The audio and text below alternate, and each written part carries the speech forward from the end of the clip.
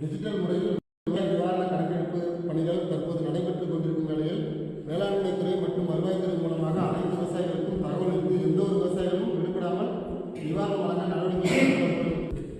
கீழ்நல்லூர் வட்டம், திருக்குவளூர் வட்டம் மேற்கண்ட 2 வட்டங்களிலும் நிவாரணப் பணிகள் மற்றும் கணக்கெடுப்பு பணிகள் எடுப்பதில் வித்தியாசம் இல்லாமல் ஒரே மாதிரியாக கணக்கெடுப்பு பணிகள் மேற்கொள்ள உரிய அலுவலருக்கு வழிகாட்டு அறிவுரைகள் வழங்கப்படும் என்பதை தெரிவித்துக் கொள்ளப்படுகிறது.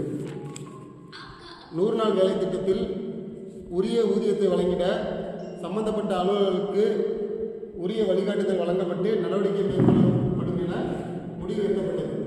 2024 ஆண்டு